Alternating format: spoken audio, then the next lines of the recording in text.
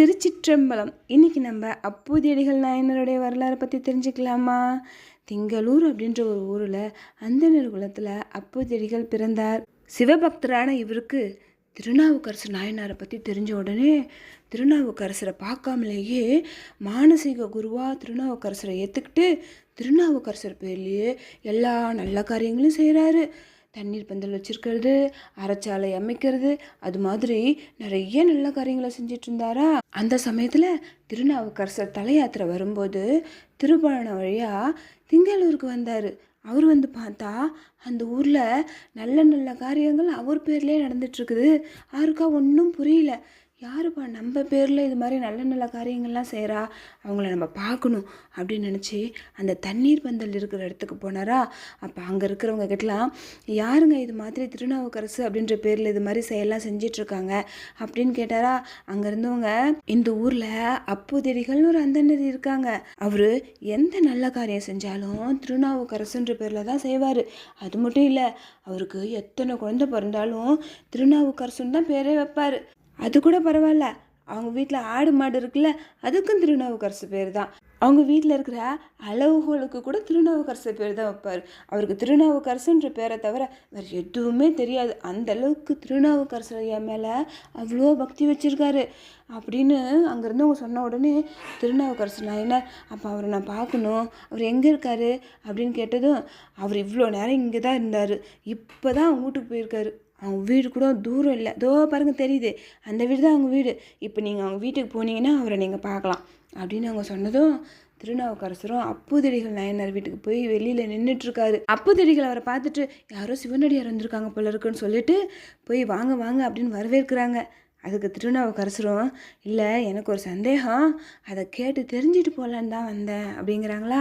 அதுக்கு அப்பூதியடிகள், என்ன சந்தேகம் சொல்லுங்கள் அப்படிங்கும்போது, இல்லை இந்த ஊருக்கு நான் வந்து பார்க்கும்போது நிறைய நல்ல காரியங்கள் திருநாவுக்கரசு அப்படின்ற பேரில் நடந்துகிட்டு இருந்ததா, அதை பற்றி கேட்டுட்டு போகலான்னு வந்தேன் அப்படிங்கும்போது, இதில் என்ன உங்களுக்கு சந்தேகம் அப்படிங்கிறாங்க. இல்லை இந்த ஊரில் நிறைய நல்ல காரியங்கள் திருநாவுக்கரசு அப்படின்ற பேரில் செய்கிறீங்க, ஏன் உங்கள் பேரில் செய்யாமல் வேறு யாரோ ஒருத்தவங்க பேரில் செய்கிறீங்க, அதை தான் கேட்டு தெரிஞ்சுட்டு போகலான்ட்டு வந்தேன்னு சொன்னதும் இப்போ அப்பூதியடிகளுக்கு ரொம்ப கோவம் வந்துடுச்சு. என்ன சொன்னீங்க, யாரோ ஒருத்தரா, அப்புறம் யாருன்னு நினச்சிக்கிட்டீங்க? சமணர்கள் பல துன்பம் கொடுத்தாங்க அவருக்கு, கல்லில் கட்டி கடல்லாம் போட்டாங்க. சிவபெருமானோட கருணையினால் அந்த கல்லே தெப்பமாக மாறி அவர் அப்படியே அது மேலே உட்காந்துட்டு வந்து கரையேறினார் தெரியுமா. அந்த அளவுக்கு அவர் சிவபெருமான் மேலே பக்தி வச்சுருந்ததுனால தான் சிவபெருமான் அவருக்கு அவ்வளோ அருள் செஞ்சுருக்காங்க. அவரை போய் யாருன்னு கேட்டுட்டீங்க, ஒரு சிவனடியாராகிய நீங்கள் வந்து கேட்டதுனால நான் இவ்வளோ பொறுமையாக பதில் சொல்கிறேன். வேறு யாரோ கேட்டிருந்தா என்ன நடக்கிறதே வேற. ஆமாம், திருநாவுக்கரசர் ஐயாவை தெரியாத ஒரு சிவனடியாக தான் இருக்காங்களா, நீங்கள் யார், என்ன ஊர் அப்படின்னு அப்பூதியடிகள் நாயனார் கேட்டாரா. அப்போ தான் திருநாவுக்கரசர் சொல்கிறாரு, சிவபெருமானால் சூளை நோயை கொடுத்து தடுத்து ஆட்கொள்ளப்பட்ட சிறியேன் நான் அப்படிங்கிறாரு நாவுக்கரசர். இதை கேட்ட உடனே அப்பூதியடிகளுக்கு எப்படி இருக்கும், ஏதோ பெரிய பொக்கிசமே கிடைச்ச மாதிரி அவ்வளோ சந்தோஷப்படுறாங்க. திருநாவுக்கரசர் ஐயா நீங்களே எங்கள் வீட்டுக்கு வந்திருக்கீங்களா, என்ன பார்க்குறதுக்கு, இது என்ன கனவா நினவா, வாங்க வாங்க வீட்டுக்கு வாங்க அப்படின்னு அவர் வீட்டில் உட்கார வச்சுட்டு அக்கம் பக்கத்துலலாம் ஓடி போய் திருநாவுக்கரசர் ஐயா எங்கள் வீட்டுக்கு வந்திருக்காங்க அப்படின்னு சொல்லிட்டு வீட்டுக்கு போய் திருநாவுக்கரசருக்கு பாத பூஜைலாம் பண்ணிவிட்டு ரொம்ப சந்தோஷமாக, இன்றைக்கி நீங்கள் எங்கள் வீட்டில் சாப்பிட்டு தான் போகணும் அப்படின்னு ரொம்ப கேட்கறதுனால திருநாவுக்கரசரும் சரின்னு சொல்லிட்டாரு. உடனே அவங்க மனைவியை கூப்பிட்டு சீக்கிரமே வகை வகையாக சமைங்கன்னு சொன்னதும் அவங்க மனைவியும் சீக்கிரமே வகை வகையாக சமைச்சிட்டாங்க.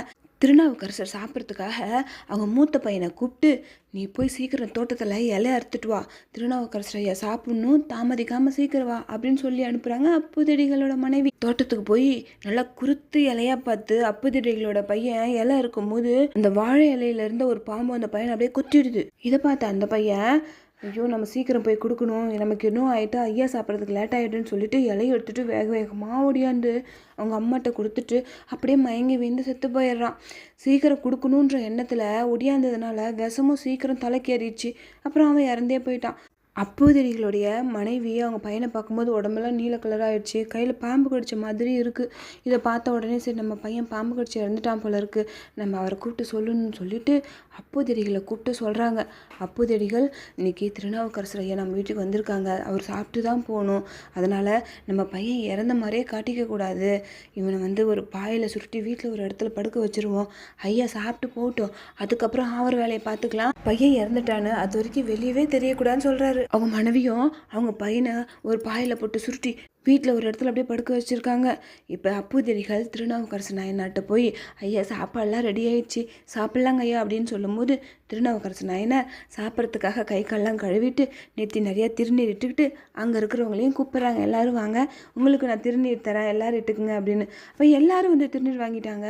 அப்பூதியடிகளுடைய மூத்த பையனை மட்டும் காணும். இப்போ திருநாவுக்கரசர் ஐயா அப்பூதியடிகளை கூப்பிட்டு, உங்கள் மூத்த பையனை கூப்பிடுங்க, அவனுக்கு திருநீர் கொடுக்கணும் அப்படின்னு சொல்கிறாங்க. அப்போ திருநாவுக்கரசர் எப்படி ஐயாட்ட போய் சொல்கிறது அப்படின்னு சொல்லிட்டு உண்மையை சொல்லிடுறாங்க. நீங்கள் சாப்பிட்றதுக்காக எல்லாம் இருக்க போனானா, அப்போ அவனை பாம்பு கடிச்சு அவன் இறந்துட்டான், எங்கே உண்மையை சொன்னால் நீங்கள் இங்கே சாப்பிடாம போயிடுவீங்களோ அப்படிங்கிறதுக்கோசரம் உங்ககிட்ட எதுவுமே சொல்லாமல் மறைச்சிட்டேன், என்னை மன்னிச்சிருங்க அப்படின்னு சொல்லி கேட்குறாங்க. உடனே திருநாவுக்கரசருக்கு ரொம்ப அதிர்ச்சி ஆகுது. என்னது, உங்கள் பையன் இறந்துட்டானா? உங்கள் பையனை விட நான் சாப்பிட்றது பெருசாக நினைக்கிறீங்களா? என்ன பண்ணுறீங்க நீங்கள்? முதல்ல உங்கள் பையனை தூக்கிட்டு வாங்க, இந்த ஊர் சிவன் கோயிலுக்கு போகலாம் அப்படின்னு சொல்லிட்டு அந்த பையனை தூக்கிட்டு அந்த ஊர் சிவன் கோயிலுக்கு போய் சிவலிங்கத்துக்கு முன்னாடி திருநாவுக்கரசர் அந்த பையனை படுக்க வச்சுட்டாரு. அப்புறம் ஒன்று கொள்ளோம் அப்படின்ற தொடங்குற ஒரு திருப்பதிகத்தை திருநாவுக்கரசர் பாடினதான் அந்த பையன் ஏதோ தூக்கத்துலேருந்து எழுந்திரிச்சு வந்த மாதிரி அப்படியே எழுந்திரிச்சு வந்து அவங்க அப்பா பக்கத்தில் போய் நின்றுக்கிட்டான். இது நாள் வரைக்கும் திருநாவுக்கரசருடைய பெருமையை கேள்வி தான் பட்டிருக்காரு அப்பூதியடிகள். அன்றைக்கி நேராக பார்த்தது எப்படி இருக்கும், அவ்வளோ சந்தோஷப்படுறாரு. பையன் உயிரோடு ஏஞ்சி வந்ததை விட இன்னும் திருநாவுக்கரசர் ஐயா சாப்பிடாம இருக்கிறாரே, அவர் சாப்பிட்றதுக்கு தாமதமாகுதேன்னு அவர் மனசுக்குள்ளே நினைக்கிறாரு.